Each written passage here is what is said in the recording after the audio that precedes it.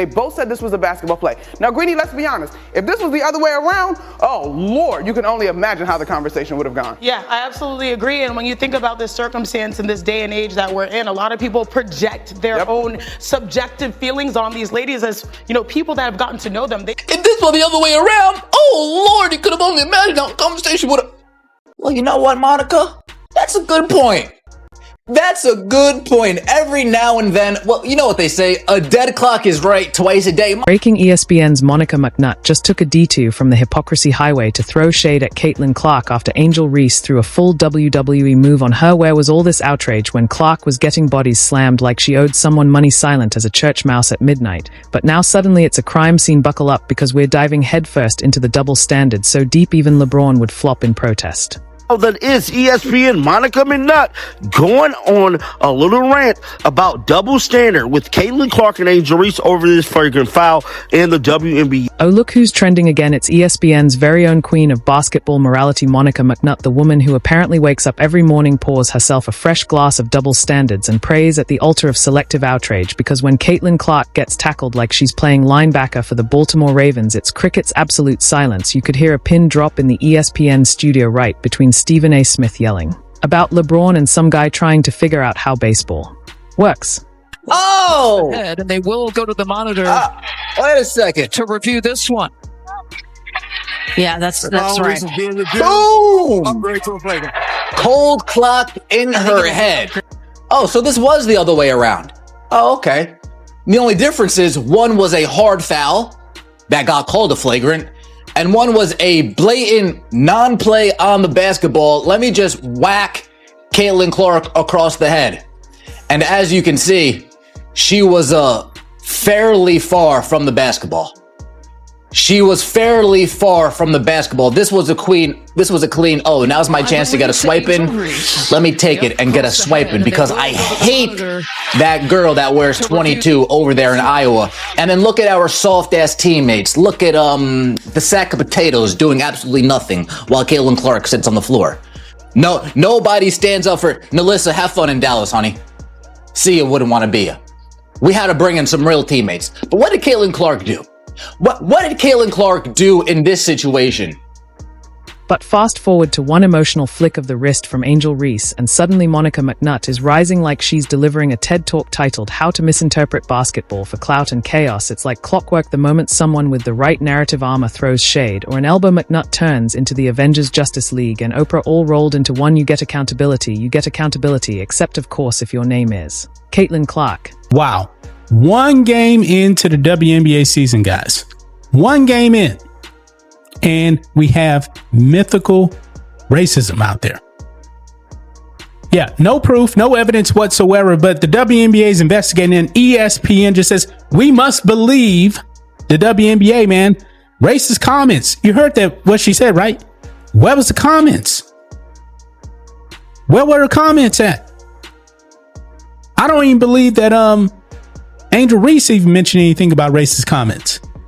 I must have missed that. And that sound definitely was not a monkey sound. It just wasn't. Boy, what a pathetic network ESPN is, guys.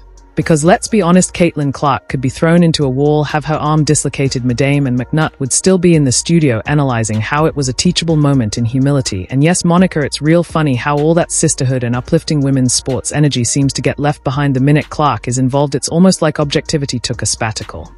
I think it's time to take away the microphone from Monica McNutt. I'm sick of her, bro.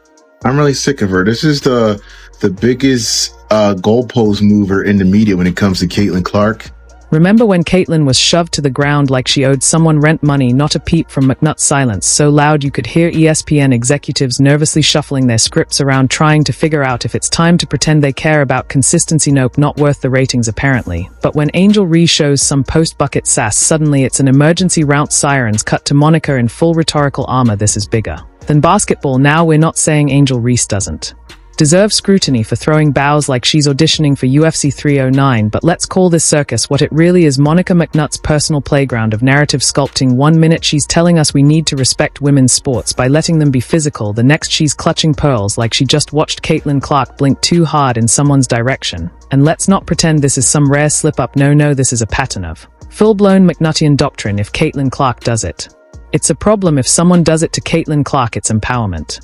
We have right here, because Caitlin Clark did take quite the beating last year.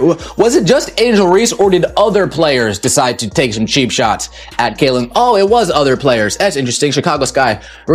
Whoa. Did you see what Caitlin Clark did? What did she do after a hard foul? She got up and walked away because she's not a classless piece of trash. Oops, did I say that out loud? My bad. Kennedy Carter. Dejanay Carrington, Tiara McCowan. Oh, look at Izzy Magnabor going straight for the head. Oh, there's Angel Reese again. There's Dana Evans. And guess what we did last season? We did nothing but play ball.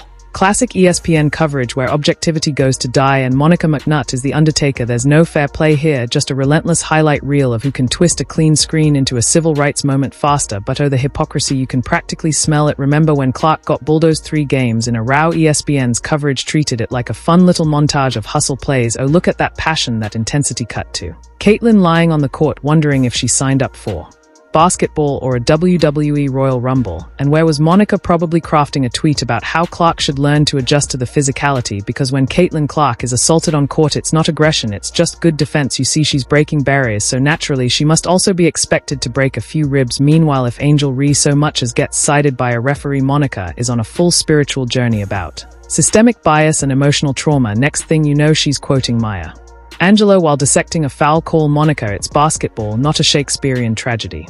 You know, I love how Americans, like a certain group of Americans, to tell you like, oh, there is no racial problem in America. We have past racial relations being an issue. I don't see color and all these things.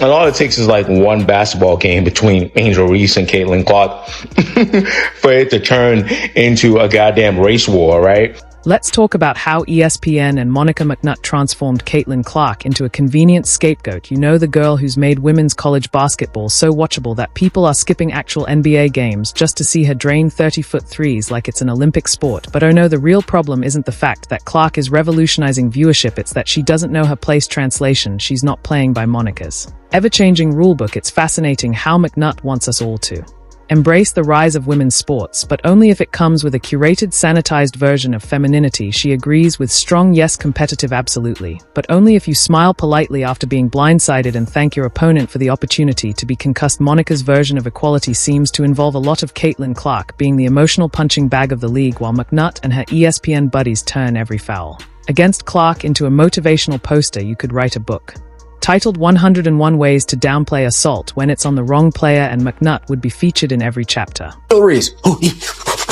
Is that better? If I breathe like that, is that better? Showing that I'm all discombobulated and I can't think straight? Caitlin Clark knew it was a flagrant foul, and she got up and she hit her free throws. She didn't turn it into a whole song and dance. She didn't turn it into a theatric play. She didn't turn it into a whole performance. She didn't do anything like that. Angel Reese, on the other hand, she walks back and forth and chases Caitlin Clark down, doing that clout chasing thing that Angel Reese does, reliving the glory days. She sits on the check-in table, hears absolutely no racial slurs, hears absolutely no mean sounds, hears absolutely nothing but boos being rained down from Gainbridge Fieldhouse. And of course, the WNBA released a statement. Monica McNutt, you do realize that those things never happened, right? You do realize that those are a bunch of trolls on the internet that the WNBA and fools like you said to ignore? Even Stephen A. Smith, the human megaphone of ESPN, the man who could debate a brick wall and declare victory, found himself braced for it, speechless when the anti-Caitlin Clark pylon reached its peak absurdity. Yes, Stephen A. Smith, who has turned yelling into an Olympic sport and can stretch a 2-minute sports take into a 45-minute soliloquy, actually had a moment of clarity. That's how far things had gone, because when Caitlin Clark gets elbowed, hip checked, tackled, or knocked into the third row without a Single whistle incite the same analysts who explode over a sneeze during a Lakers game suddenly develop laryngitis. Silence. Crickets. Not even a disapproving eyebrow, but the second Clark takes a three-pointer with confidence. Oh no, she's disrespectful. She scores 30 and dares to exist. Now she's controversial. Blink. Wrong, she's arrogant. And Stephen A. for once saw the absurdity. The man who can find controversy in a coin toss realized maybe Caitlin Clark isn't the villain here. Maybe, just maybe, the people tackling her should be the focus, and maybe hold on to your wigs. That includes media darlings like Monica McNutt, who seemed more offended by Clark's presence than her performance. For the WNBA for their statement, got no issues with it. I get where both of y'all are coming from. Y'all 1,000% correct. I don't disagree with a syllable that y'all have uttered. But I'm not as bothered by this as most people. Let me tell you why. I'm not bothered by this because I love when folks are stupid enough to show themselves. You see, what we need to worry about. Remember, as they say, you can have cats in sheets. We see them coming. And they said, no, just take off the sheets. Some folks said, just take off the sheets. We just gonna put on a suit and infiltrate and look like everybody else. So ultimately, a wider scope of people can be contaminated because you don't know who